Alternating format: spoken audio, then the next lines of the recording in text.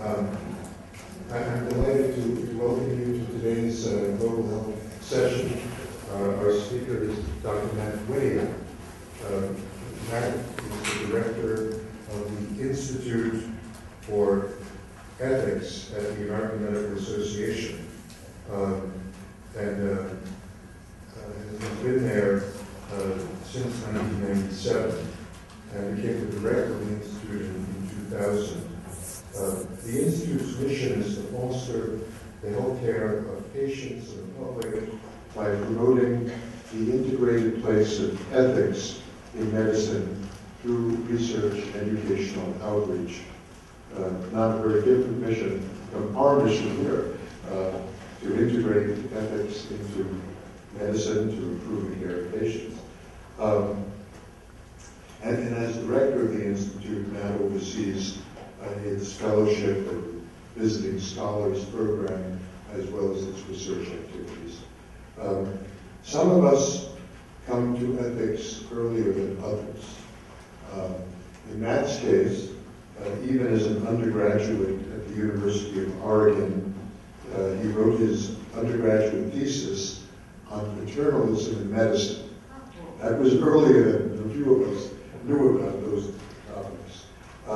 He then went on to take his medical degree at OHSU in Portland and moved to Boston for his residency and fellowship training. I think he trained in infectious disease at Tufts. We've been very fortunate that Matt has been in Chicago, as I say, since the late 1990s. He practices internal medicine and infectious disease here at the University of Chicago. And today he's going to talk to us, as you see up there, on Tsunami, Altruism, National Interest, and Lesson from America's First Military Civilian Medical Mission. You know, as I think about it, I'd like to make an announcement that actually has not gone out in writing yet, but it really relates to Matt's topic in a way. On March 17th, there is a new session that is not part of, it's not in the brochure, it's not part of the program. The new session that I want to tell you about is being given by Jim Kim, who's the new president of Dartmouth, and who would work very closely at Harvard with Paul Farmer for many, many years. President Kim has been at Dartmouth for a little less than a year now. But he's coming out to the McLean Center and to the Global Health Program. We're co-sponsoring a small seminar that he will give at 4 o'clock on the afternoon of March 17th, in which he will talk about global outreach programs and with a particular focus on Haiti, an area that he and Dr. Farmer have worked in for a while, and will comment on some of the recent issues. So if you could include that on, at least make note of it in your calendar. So today's topic will be on Tsunami aid, and I love this combination of the military and civilian medical mission.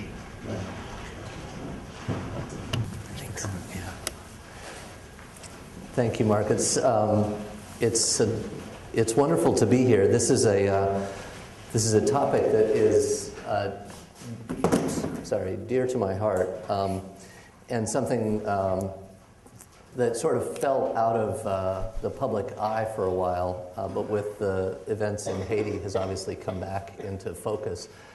We haven't seen a lot of the coverage of this here in Chicago, but the U.S.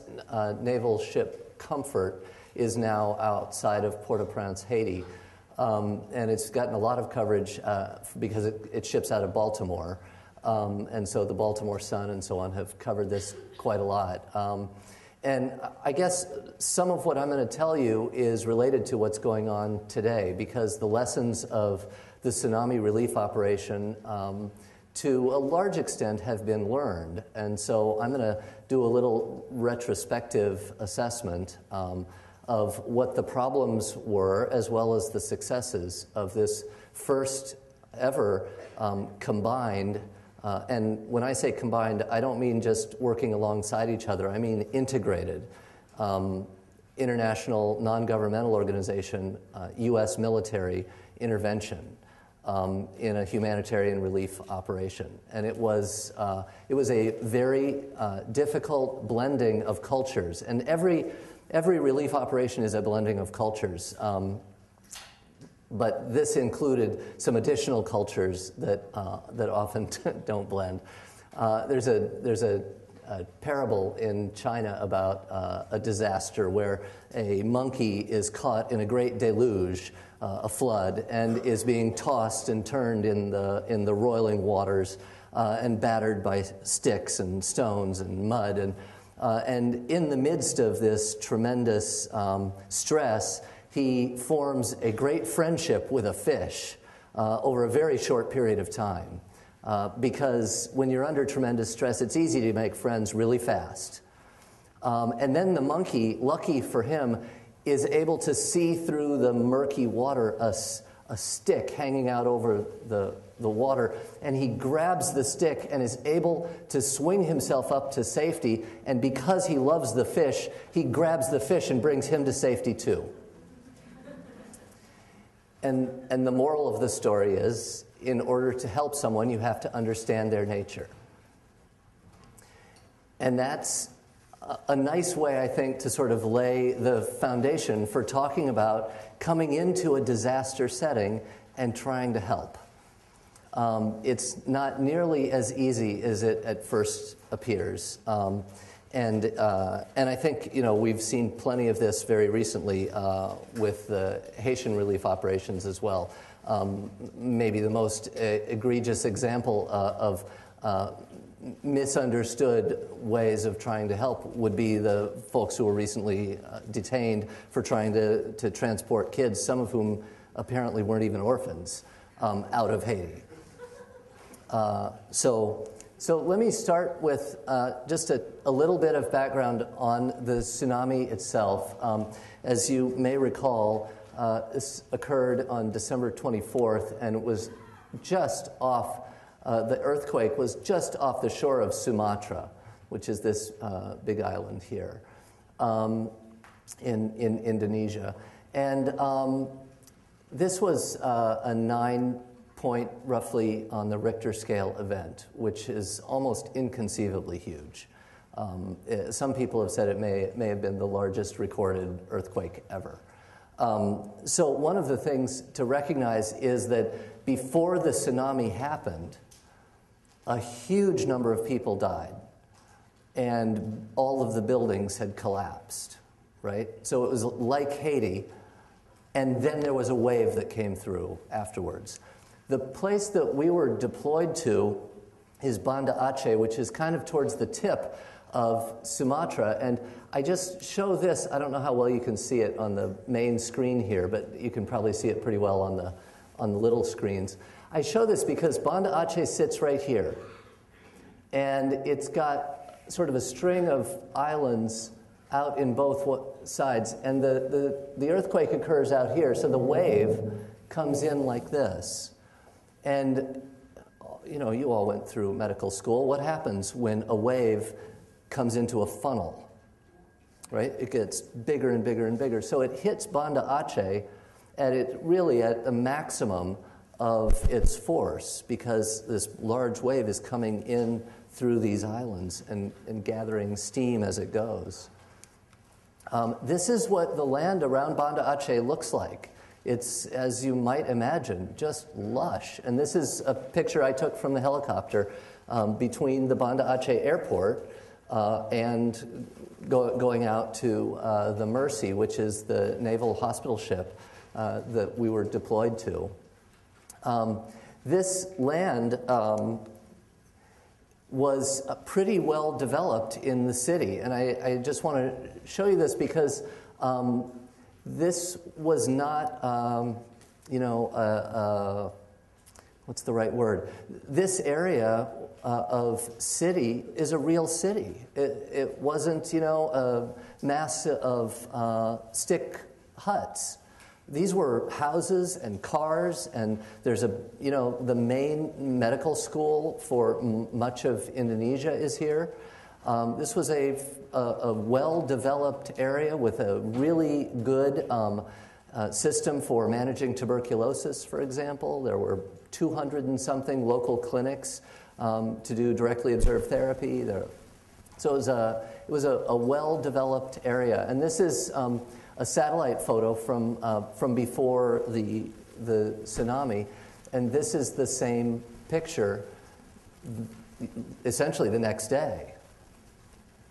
So this area was really just wiped off the map. The medical school at Banda Aceh is one of 4 places where you can do postgraduate training. So it's a 4-year curriculum. You do 2 years in a sort of auditorium style, and then 2 years of essentially clinical work at one of these 4 sites. They only graduate about 120 medical students a year from Indonesian medical schools, 70 of whom died in the tsunami at this site. The main teaching hospital is called Aberdeen Teaching Hospital, and the person who runs it lost the doctor who runs it lost his wife and 3 children to the tsunami. There's a 400-bed hospital, so it's a good-sized hospital, the size about of our hospital here, that was just about full. Every single patient in the hospital died. All of them. And many of them were found in closets and so on, where they went to try and get away from the rising waters, and they were swallowed up in muck. The hospital had been working for 5 years to buy a new CT scanner. They didn't previously have, so a CT scanner, not even a new one, but a CT scanner. They had the CT scanner. It was delivered, I believe, on the 17th of December, and was used for about 13 or 14 test scans just to see how it was going on normal, healthy volunteers before the tsunami came and wiped it out. So there was tremendous loss of economic and cultural infrastructure. This is these were rice paddies and farms which were salinated, and therefore salt water swept over them. The wells were salinated because the water and the muck would go down into the wells. Many of the wells also had bodies in them, human and other types of bodies were washed down into the open wells, and so they were ruined and couldn't be used. There were, and the numbers we'll probably never know exactly, but huge loss of life in the very immediate term. There were, at the time we were there, they said 126,000 people had been dead and accounted for, and another 114,000 or so were missing. The government was essentially wiped out, all the government offices, similar to, in some ways, what we've seen in Haiti. This, was not a devastating event that only affected the impoverished parts of the nation. This affected the entire nation. No one was spared. All of the land and vital records were destroyed. And by the way, a lot of the land was gone, right? So if you owned a piece of beachfront property, it didn't exist anymore. It was now underwater. The whole land, I don't know if you remember, but the whole shape of the shoreline changed because of this event. When we first flew in, it was odd because from the ship, you would look back towards the shore, and it looked like there was a huge white sand beach. Like the entire island had a white sand beach, because across the island there was this band of whiteness that went all the way across the bottom of the island. But it wasn't sand. That was just dead. It was, dead grass, dead trees, dead bushes. Everything had died where the salt had come up and killed it. So that whole sort of strip, it went in about 3 miles in the main part of the city, and it went less far in other areas that were more mountainous, but it would go up about 30 or 40 feet. This is inside the hospital, and you can see the water line here. This is how far up I can't see it actually very well. There we go. So this is how far up the muck came, and it was this sort of warm sulfuric muck that could easily sort of suck you down into it. And so obviously, the equipment here has been destroyed. So that's what happened in the first, hours, really, of this event.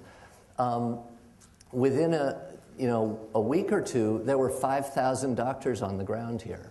This is well before the USNS Mercy gets there. Okay, so we're not anywhere close to there at this point. The Mercy is a tremendous asset, but it is an oil tanker. Literally, it's an oil tanker that was converted to a hospital ship. And it's amazing, but just to give you a little bit of background on this ship, and it's, by the way, the same as the Comfort, which is the name of the ship that's in Haiti right now. The Comfort sails out of Baltimore, and the Mercy sails out of San Diego. But they're carbon copies. As far as I know, the only difference is the orientation of the red cross on the side of the ship is a little bit different. So they're carbon copies. They were oil tankers that were created to serve as trauma hospitals offshore. They ostensibly can hold as many as 1,500 people. So it's a very large ship. The ship is about 100 feet shorter than the largest aircraft carrier we have. So this is a floating city. It's very, very big. What that means is that you can't get it from San Diego to Indonesia in a week. It takes, 3 weeks to get this thing around the world. And by the way, normally the Mercy is given a month to prepare for a mission of whatever kind. There had been only 2 exercises planned to test out the Mercy over the last 5 years, one in 2003 and one in 2004, I think. Both of those were scrapped. So there had been no testing of this facility because of the Gulf War, because the people who would normally test out this boat and do the sort of trial runs and so on were busy. They were fighting a war. And so this ship had sort of been sitting at dock for several years. The captain of the ship was called at 11:45 on December 31st, p.m., right before New Year's Eve moment, and told he had 1 week to get the ship ready to go to Indonesia. And, amazingly they did it, but what they did was they pushed it out. So the ship left without all its supplies, because there was no possible way to supply it. And then supplies were brought to the ship by air and by stopping in Hawaii on the way and so on to pick things up along the way. But this ship, for example, had probably never seen a pediatric patient, ever, right? Because it's oriented towards trauma of 18, 19, 20-year-olds who were, having their arms shot off or that kind of thing, right? This is a trauma hospital, basically. Very well suited, by the way, for what's happening in Haiti in the short term. Not so well suited to be a tertiary care facility on a broad basis for a population. But that's basically what it was sent to Indonesia to do, because the tertiary care facility was gone. And although there were 5,000 doctors on the ground, they couldn't do complex orthopedic procedures. They couldn't do neurosurgery. There are a lot of things you just can't do in a sort of MASH-type hospital setting. And this is a real hospital. The Comfort and the Mercy are real hospitals. I'll show you a couple pictures in a second.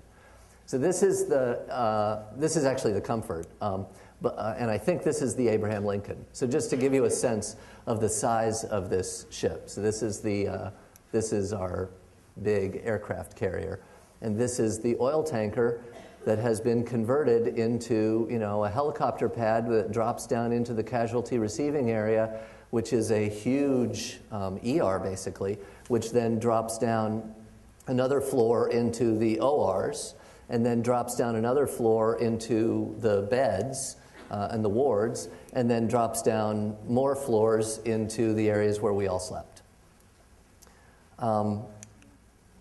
This is the blending here of cultures. So we've got the naval crew. So they were the crew for the ship, and then these are all Project Hope volunteers, all these people in the white T-shirts, basically.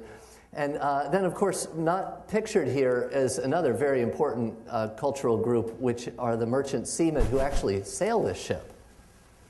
Merchant seamen are not Navy officers. They have long hair and they wear cutoffs, just to prove the point. And they bring, Sumatran coffee back to the ship to hand out as gifts to us. So there were three distinct cultures going on here. There's the Navy, there's the merchant seamen, and that's a common. And then there's this non-governmental organization, which, frankly, was made up at this point of people like me and a lot of people from Mass General, because the Project Hope had made an arrangement with Mass General that Mass General would support their people to take the time necessary to go off on this trip. So they didn't have to take vacation time. They were supported by their institution to do this. And it's something that Mass General, I dare say, got a lot out of. But it also comes back to our the topic and the title today about the blending of intentions here, because clearly Mass General did good by doing this. They also got a lot of very positive press out of this in their local community and nationally.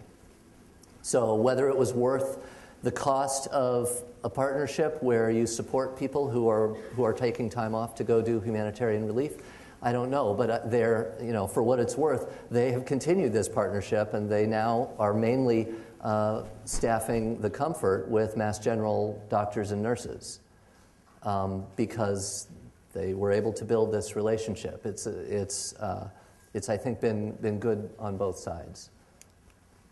The Mercy, I think I mentioned already, was, I said a week. Apparently, it was actually 5 days, starting New Year's Eve, that the captain was given to ready the ship. They picked up supplies at Hawaii. The ship had about a quarter of the normal medical staff that it would carry, because most of the medical staff, remember, this is early 2004, right? So most of the, 2005, sorry. Most of the medical staff in the entire U.S. military are deployed somewhere. They're not just sitting around waiting for action. They're out fighting 2 wars. Okay, so it has very little of its normal staff. The Public Health Service kicked in some staff, and then Project Hope sent about 100 physicians and nurses. As the ship was about to go home, there was another very large earthquake in Nias, which is down the coast of Sumatra, and they actually turned the ship around and went back and spent some more time at Nias right after that. So there was a third mobilization as well. These mobilizations were, from my perspective as the civilian, about a month long, and they started when the ship arrived, which was in late January, early February. So this is a full month after the initial event that the ship actually arrives. That has a ton of different implications, some of which I'll mention in a minute. This is how you get to the ship. And you might be surprised by this, because you would think this is a Navy ship. Doesn't the Navy have boats that could ship, 50 people at a time from shore to the vessel? And the answer apparently is no. So this can carry about 8 people at a time. And since there's only one helipad on the ship, you can't have, hundreds of people coming back and forth to the ship each day. It's not like the door to, Mitchell, where people can walk in and out and visit their family and friends. Every patient who came to the vessel had to have someone along with them.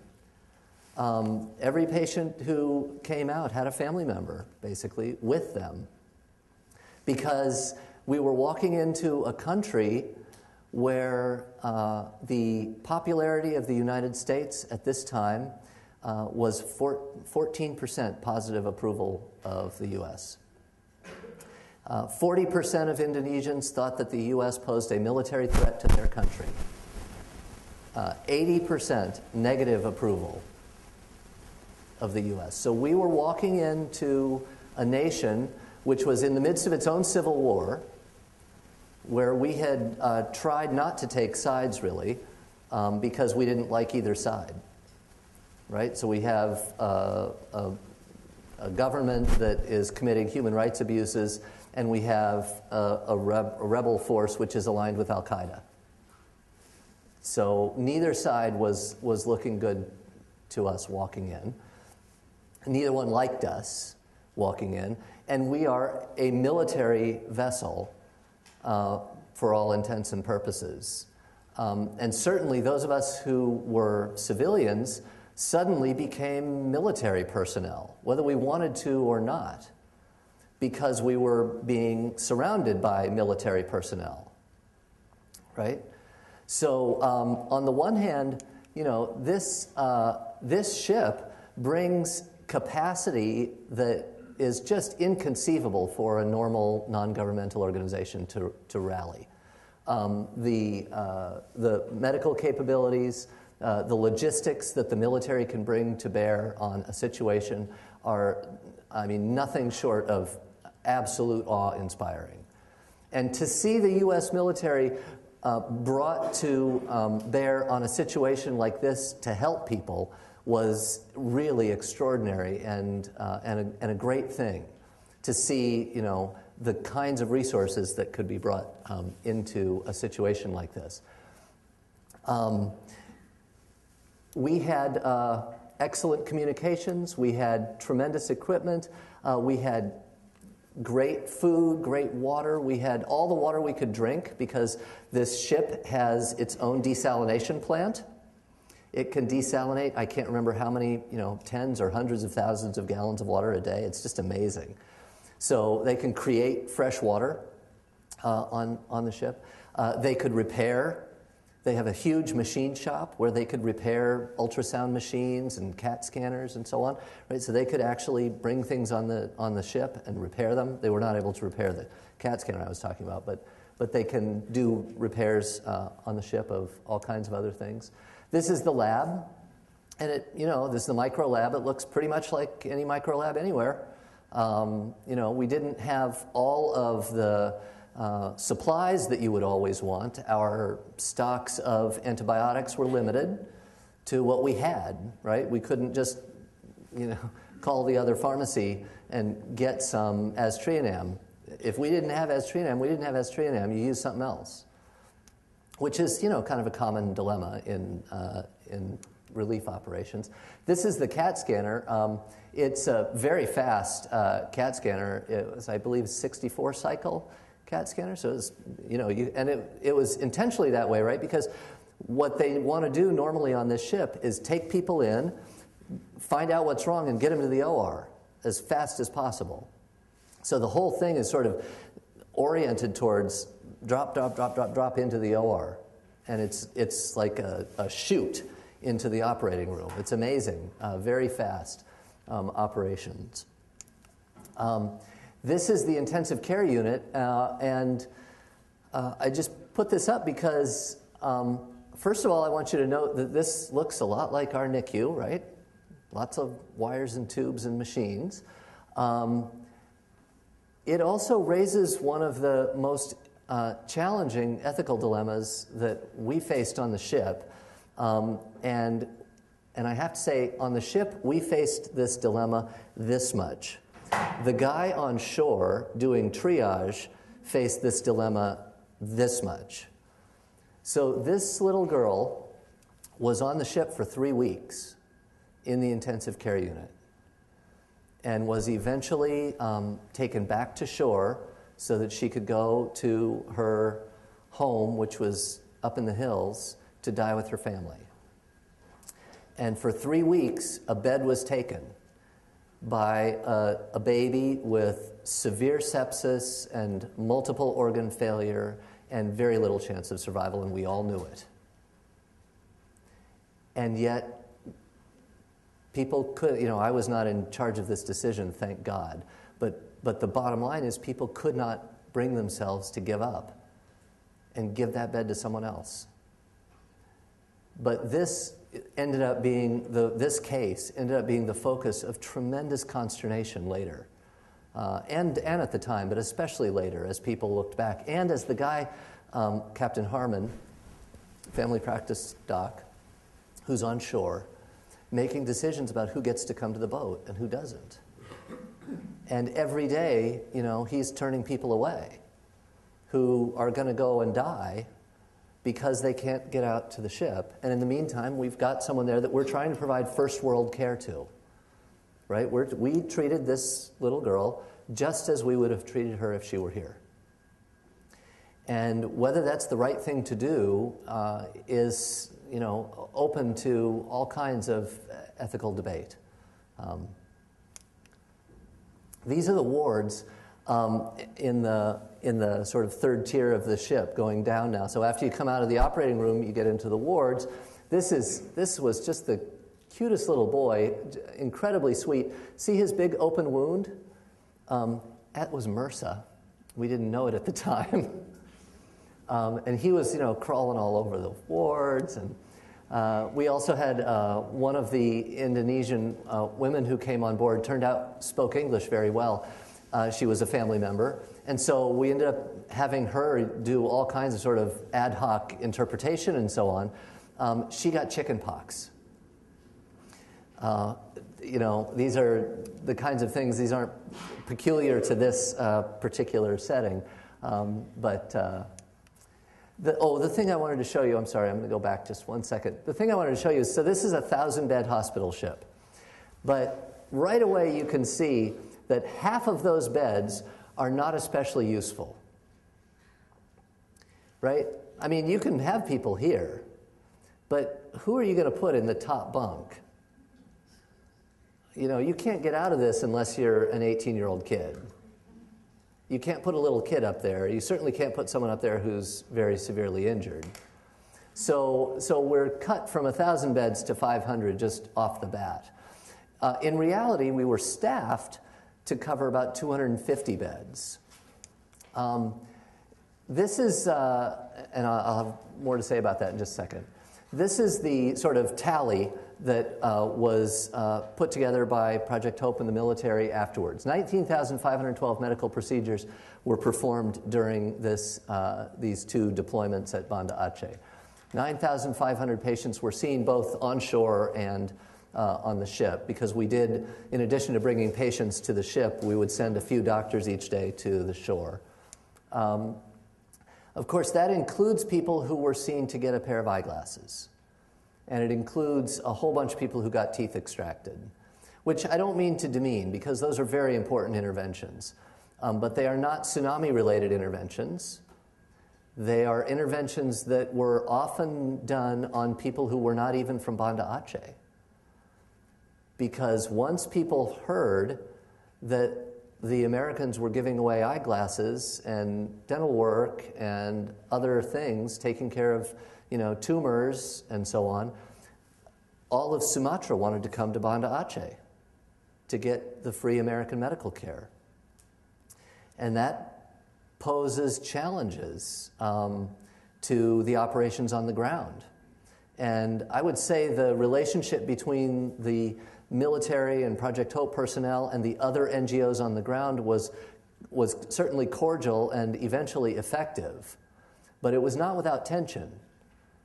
Because, well, for one thing, we all were living on a ship where we had the best of everything, 3 squares and a nice cot and air conditioning and all the fresh water we could drink. And the docs and nurses who were in the tents on shore did not have life like that. And we knew it, and they knew it, and that sets up some tensions. There were about 300 OR cases in the entire time that the ship was there, so for about 2 months. And I guess this is where about 170 inpatient admissions over 2 months. Now, let me just put not to be too crass, but let me put a price tag on this. It cost $2.5 million in fuel just to get the ship from San Diego to Banda Aceh. This operation probably ran somewhere in the $20 to $40 million range to take this ship from the U.S. to Banda Aceh to do its work and to get home. Is that an effective expenditure of $20 to $40 million? Well, I mean, on the one hand, you might say, well, that's a lot for 170 operations or 300 operations. On the other hand, that was not the entire mission, right? We also saw the positive approval rating of the United States move from 15% to 40% in Indonesia. How much is that worth? To the U.S. military, by the way, where $40 million is not a whole hell of a lot of money. Not to put too fine a point on it. $40 million might be a pretty good investment if you get, right? So what I'm sort of laying this out very bluntly, but the reality is there were multiple missions going on here. There was a humanitarian relief operation whose goal was to save as many lives as possible. And there was a military and non-military governmental agenda, which was to make the U.S. look good in Indonesia. That's not a bad thing, by the way. These aren't necessarily always in conflict. They may run perfectly well together. But I will say it leads to some conflicts with regard to who comes to the ship, for example. Right? So the military and the U.S. government at the time did not want anyone to die on this ship. And you can imagine why, right? You get airlifted away from your family and friends, you go out to the American ship and you die. That doesn't look good, especially in an environment where people are tremendously mistrustful of the U.S. at the outset, right? So that's part of what weighed into that little girl, right? She stayed on the ship because we did not want to give up. Someone didn't want to give up because we didn't want her to die, because it would look like the Americans took her and killed her. So no one died,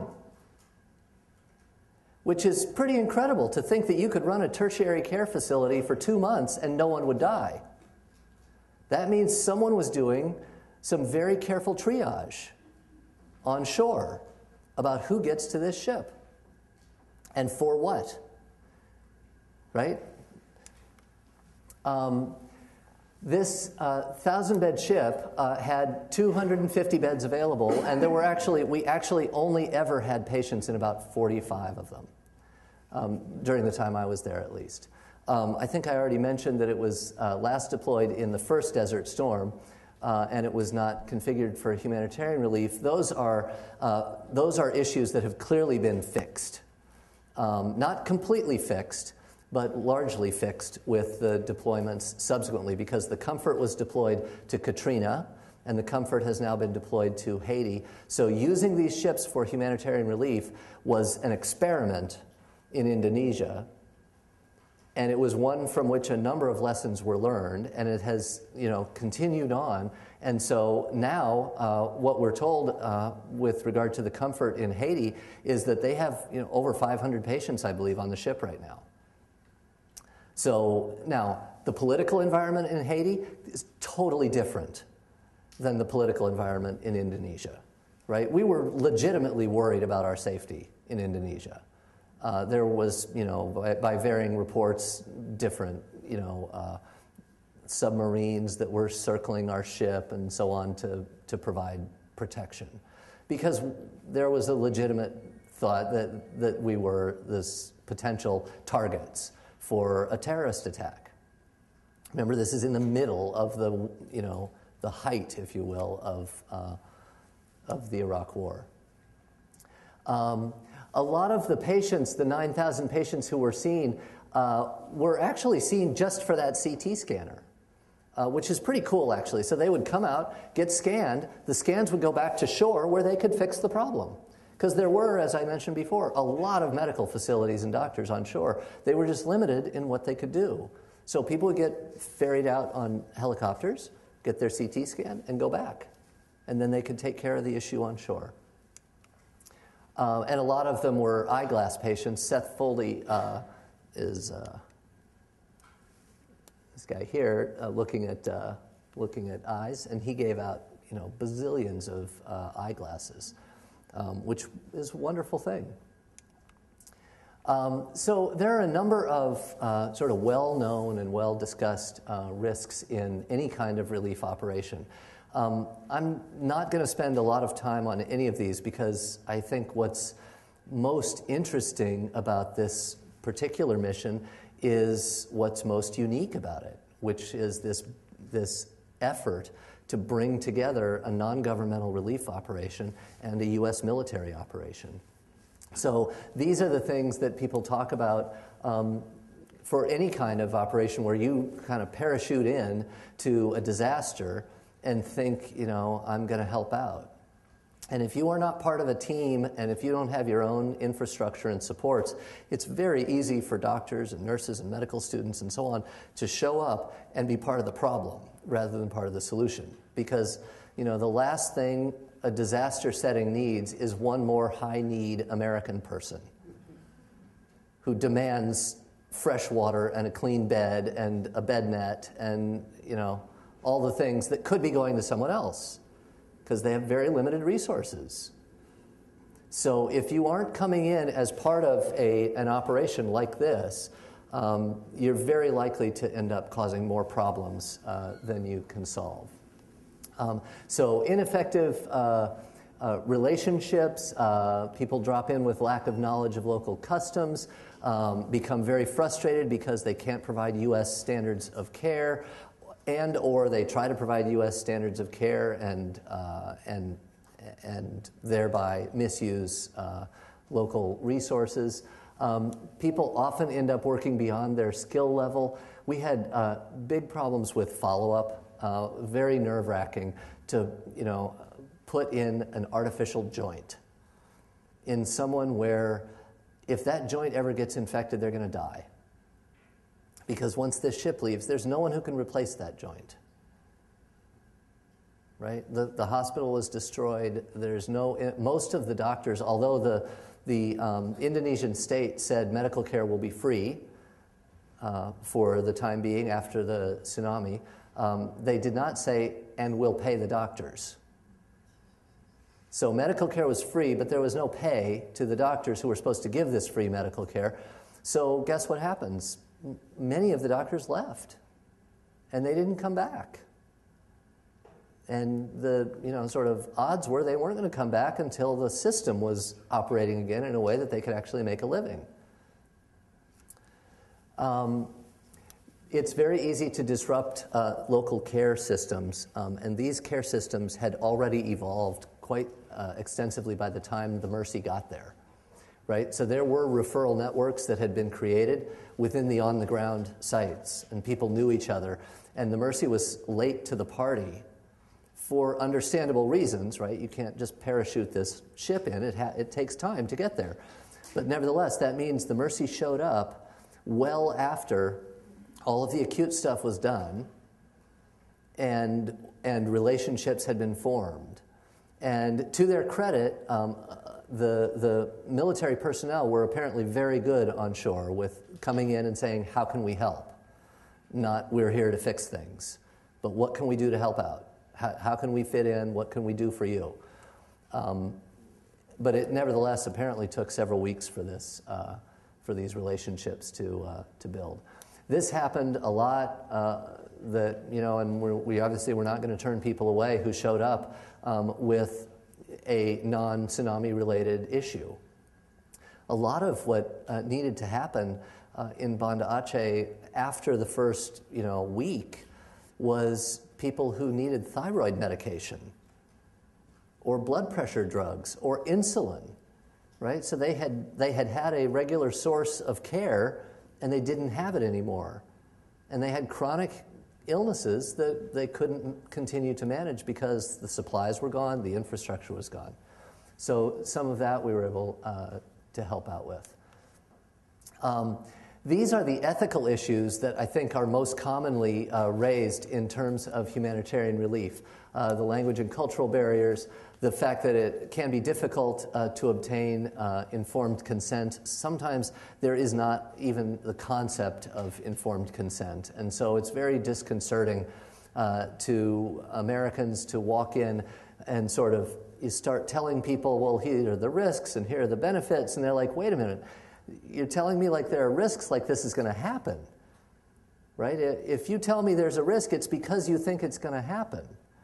So these informed consent conversations have to sort of be preceded by, here's why I'm having this conversation with you, because I think it's important for you to understand, right? So you have to have a layered informed consent conversation, which takes time, and you don't always have a lot of time. So the triage issues I've already mentioned, and use of images is something that that came up quite a lot afterwards, because everyone there had a camera, of course, or two or three, and they're all taking pictures. And by the way, not to be very broad, because I should say Indonesia is about as multicultural as any nation you will ever see. It's at least as multicultural as the U.S. It's like Singapore. There are many different cultures that blend in Indonesia. It's long been a trade route and so on. So with that as the background, the Indonesian culture, insofar as there is a single one, is very friendly, very outgoing. You smile at everyone on the street. Everyone smiles at you, even in the midst of this tsunami aftermath. People smiled at you. And we were told that if you don't smile at someone, it means there's something really wrong. It's a signal that, I've got bad news, I'm angry. So if you fail to do this, what that means is if you pull out a camera, they're going to smile as though they want you to take their picture. Do they really want you to take their picture? How do you know? So what's interesting here, and that I want to spend the last few minutes on, is this civilian-military cooperation issue. The pros of this are actually pretty obvious, especially if you could make this a little more efficient, which it has become quite a lot more efficient. You can project massive resources. Now, by the way, if you're not sort of thinking about the military, as I say this, think about this from the military's point of view. The military for years has been talking about an issue called sea basing. Does anyone know what that means? So sea basing is the idea that the United States can project force anywhere in the world without having to land on shore. That we can come uninvited anywhere we want and set up a city offshore from which we can reach anywhere we want. Projecting resources into the city, into the shore off of Banda Aceh with the Abraham Lincoln and with the Comfort and with, there are a whole bunch of other naval vessels there, albeit all for the good, all for good purposes, was also seen as an exercise in sea basing. It was a humanitarian exercise, but the lessons learned are the same lessons that you would want for a military sea basing operation. Right? So there's all kinds of double intentions going on here. but they can project massive resources, far more so than any NGO or state actor. You can combine the supply chains. So the NGO has its own supply chains. Project Hope, for example, has long-time relationships with Merck, with eyeglass manufacturers, et cetera, to bring things into resource-poor settings and deliver them, right? The military doesn't have those relationships, but it has its own supply chain. And you combine those, and it's amazing how much you can bring to bear all at once. You can get great force protection, even in remote areas with a lot of hostile people. And, no doubt about it, this was a hostile area. The little kids here wore Osama bin Laden t-shirts in Banda, Aceh. Okay, so it was not a friendly environment walking in, if I haven't made that point yet. You can learn from each other. There is no doubt that the civilian medical personnel, myself certainly included, learned from the military medical personnel. These guys and women are just tremendously skilled, and it was a great experience in that regard.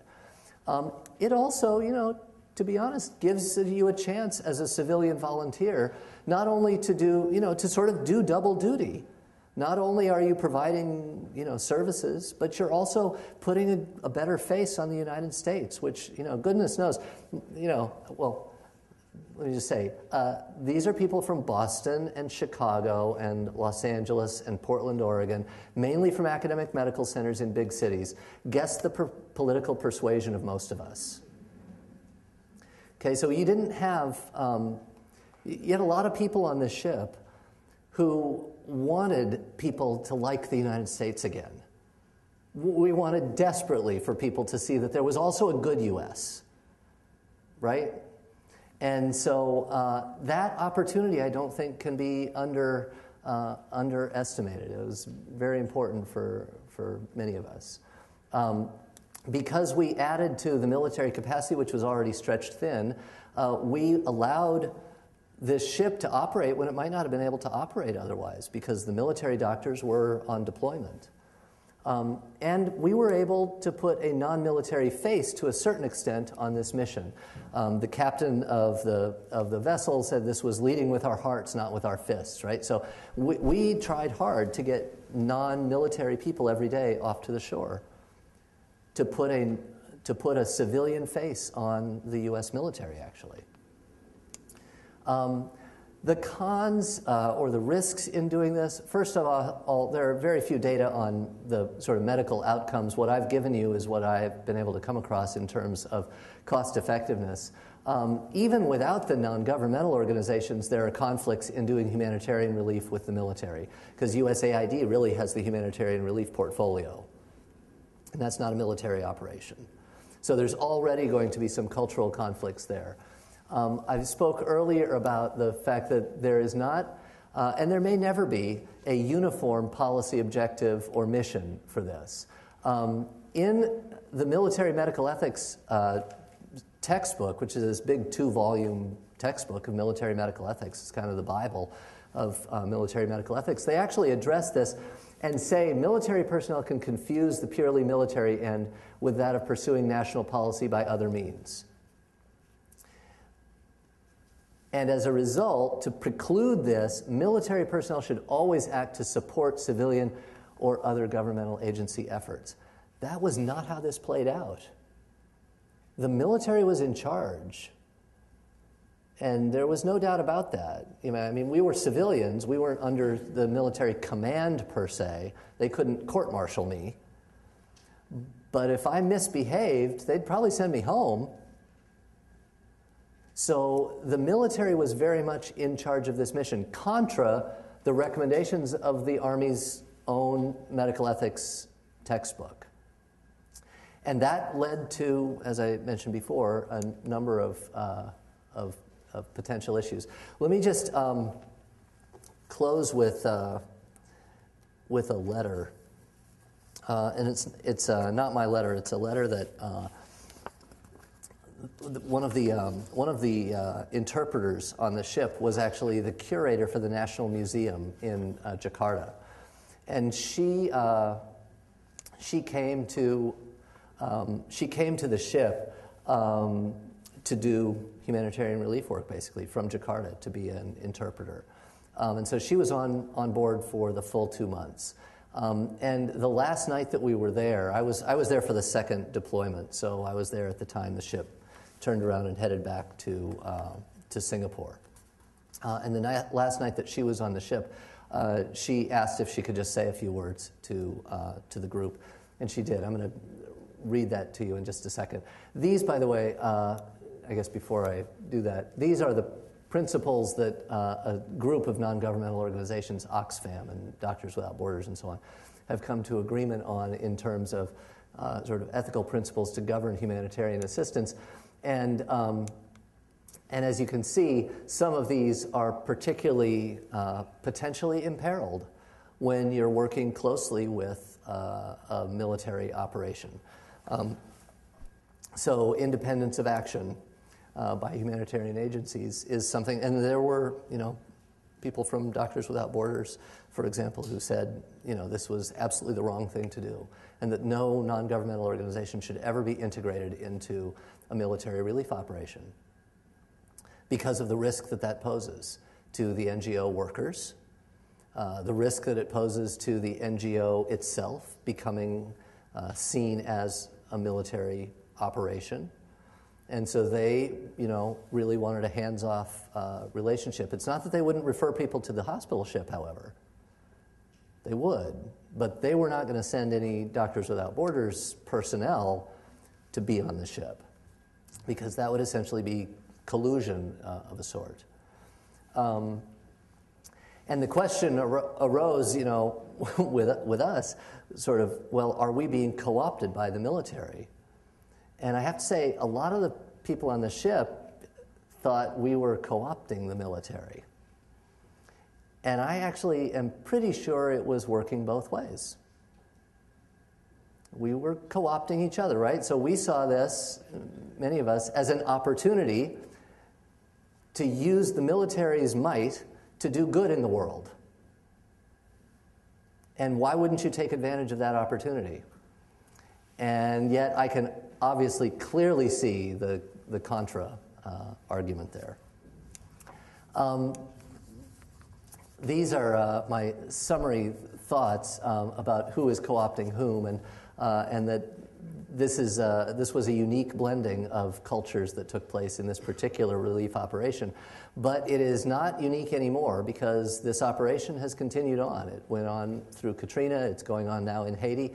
And the opportunity still exists for Project Hope and the Navy to continue. And there are a number of other NGOs that have now come on board as well.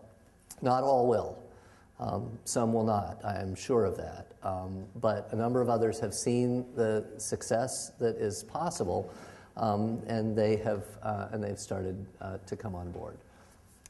Let me read to you, this is the floating hospital, the Comfort. This is from USA Today last week. And so the Comfort is now offshore in Haiti and providing a good deal of relief, apparently. I just have a few slides to show in the background of kids that we saw mainly in Banda, Aceh. This is what our interpreter said. I think it was Sir Arthur she's articulate, by the way, really smart woman. I think it was Sir Arthur Chesterfield who said something along the lines, "The human species is happiest when it is of service to others. I do not think I shall ever be on a happier ship than this one." I don't know if you're aware of it, but when I left Jakarta to join the Mercy, the front page article of one of the newspapers in Jakarta was about how Indonesian public opinion towards America was taking a major turn. This happened after Indonesians started reading about and watching via the television the thousands of mercy missions flown by the helicopters of the Abraham Lincoln off the coast of Aceh. Daily, the helicopters dropped food, water, and medical supplies to the survivors of the tsunami, whom my government would never have been able to reach in time after the enormous destruction of roads, bridges, and communications. And later, Indonesians witnessed the compassion of the doctors and nurses of the Mercy as they treated Achenese patients. I do not think any other government in the world would have been able to provide such an enormous quantity of aid so rapidly. because no other government is equipped with the enormous war machine that the United States has. And what has happened is that in the last 3 months, we've watched that great war machine being used for something totally different, and in a way that was completely foreign to us. It was being used to save and heal thousands of lives, and quite frankly, at first we Indonesians watched with suspicion, and then puzzlement, and finally gratitude. During the last days before the departure of the ship, many of the patients were returned to shore to finish their recuperation at Indonesian hospitals, many of which are just starting to fully function again. It was a very emotional time for me, as I've had to translate for many of the patients and doctors and nurses as they bid each other farewell. Over and over again, this is what the patients have been saying. I don't know how to thank you, and so on. I'm going to skip ahead. It's one thing to heal people and to give them medical aid, but I think there's another element in all this that you may not be aware of. These people that you've been treating are the poorest of the poor. They eat chicken or meat perhaps once a year. If they eat fish twice a week, that's good. Normally, their meal will be a plate of rice and some chili peppers and a bit of swamp spinach or other vegetable. There's been an insurgency going on here for many years. The military comes and extorts money out of them and burns their houses. Then the separatists come and kidnap them, extort money out of them, and burn their houses. They are frequently caught in the crossfire between the military and the separatists, and it doesn't matter because they're just garbage, people of no value. If they go to a hospital for help, they're not kept waiting for hours. They're sometimes kept waiting for days, and they're treated with arrogance and without care. Indifference is often the best they can expect. And then they came here. Here you not only healed their bodies, but you treated them with such gentleness, such compassion, and such great courtesy. For the first time in their lives, they were treated as human beings who have worth. You see a man who's lost an arm, a patient who's lost a leg, and yet when they leave this ship, they're all smiling. The joy in them is overwhelming. They are perhaps happier than they've ever been in their lives because for the first time they are aware of their worth as people, that their thoughts and feelings and lives count.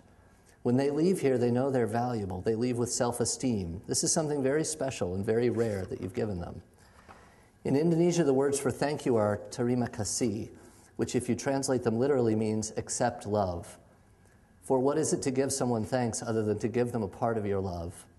So allow me on behalf of my country and my people to express our gratitude and to give you our love.